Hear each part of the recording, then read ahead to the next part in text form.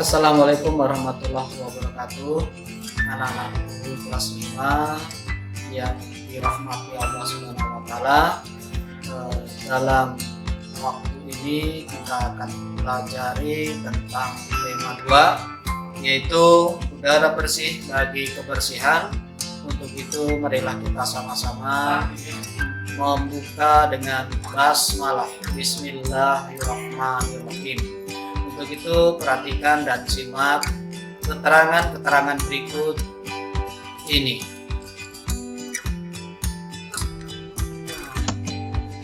Ya, pada kali ini kita akan pelajari tentang tema 2, udara bersih bagi kesehatan. Materi inti subtema 1. Informasi adalah penjelasan dan pemberitahuan mengenai suatu hal. Sebuah informasi dapat ditemukan dalam bentuk peta pikiran. Peta pikiran adalah cara menyajikan satu informasi dalam bentuk kata kunci dan diagram. Sumber informasi dapat berbentuk media cetak, yaitu buku, koran, tabloid, dan majalah, atau berbentuk media elektronik, yaitu radio, televisi, dan internet.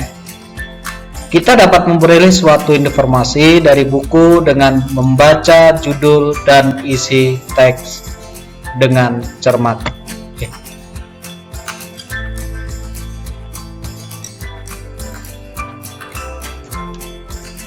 Sebuah informasi biasa mengandung aspek kata-katanya apa, siapa, di mana, kapan, mengapa, dan bagaimana. Apa digunakan untuk menunjukkan penjelasan mengenai suatu hal atau benda.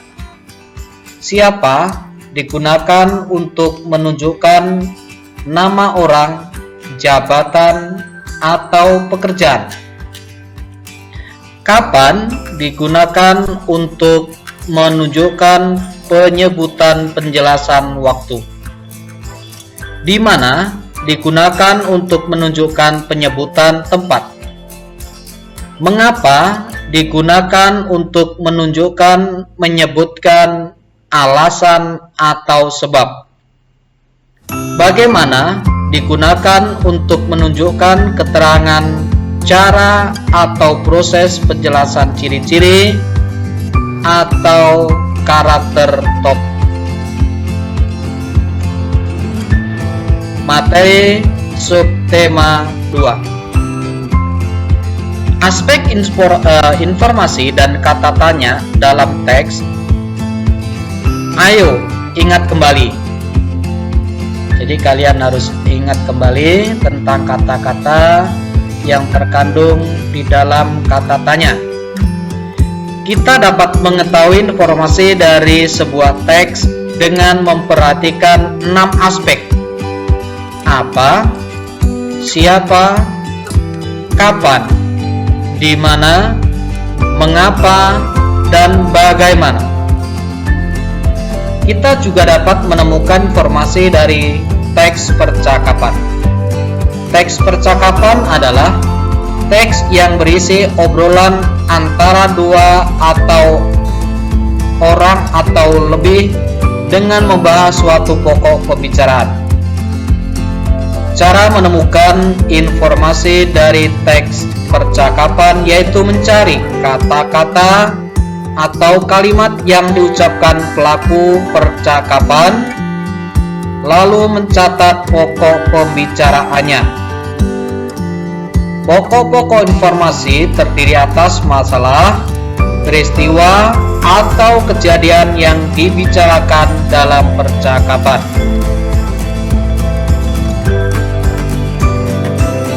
Perhatikan percakapan berikut. Ini percakapan yang dilakukan oleh 2 orang. Nina, kelas ini sangat kotor dan berantakan ya Lani. Kemudian Lani mengatakan, benar Nina, kelas yang kotor tentu membuat kita tidak nyaman belajar. Kemudian Nina menyampaikan pertanyaan kembali. bagaimana kalau kita bersihkan kelas ini bersama? Kemudian Lani menjawab, aku setuju. Ayo, kita sapu dan kemoceng terlebih dahulu. Kemudian Nina menjawab lagi, ayo. Pokok pembicaraan pada teks percakapan di atas adalah ajakan Nina kepada Lani untuk membersihkan kelas bersama.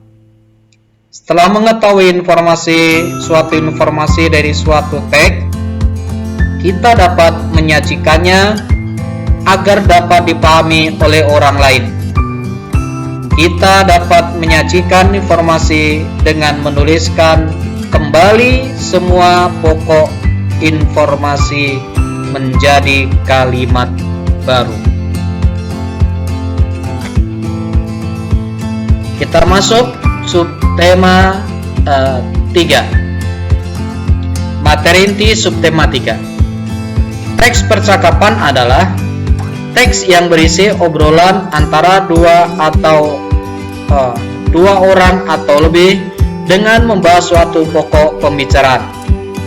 Cara menemukan informasi dari teks percakapan yaitu ciri kata-kata atau kalimat yang diucapkan pelaku percakapan. 2. Catat pokok pembicaraannya. 3. Gunakan kalimat efektif dalam menuliskan sebuah informasi. Kalimat efektif adalah susunan kata yang mengikuti kaidah kebahasaan secara baik dan benar serta terdiri atas kosakata baku. Kosakata baku yaitu kata-kata yang terdapat dalam kamus. Kita juga dapat menceritakan kembali sebuah informasi dengan membaca kembali seluruh teks, lalu mencatat hal-hal yang penting dari teks tersebut. Kemudian jawablah pertanyaan berikut dengan benar.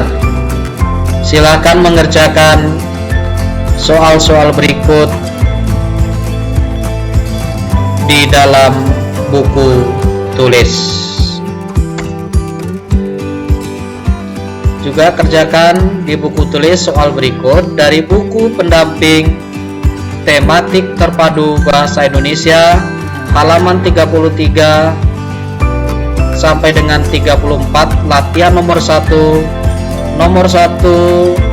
A sampai dengan E.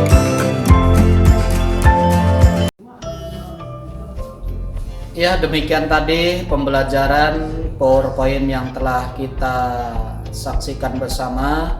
Kalian telah menyimak dan memperhatikan apa yang telah disampaikan di PowerPoint. Mudah-mudahan apa yang telah disampaikan tadi dimengerti, dipahami, untuk selanjutnya dipraktekkan dalam kegiatan sehari-hari. Untuk itu marilah kita tutup dengan membaca hamdalah. Alhamdulillahirabbil alamin. Assalamualaikum warahmatullahi wabarakatuh.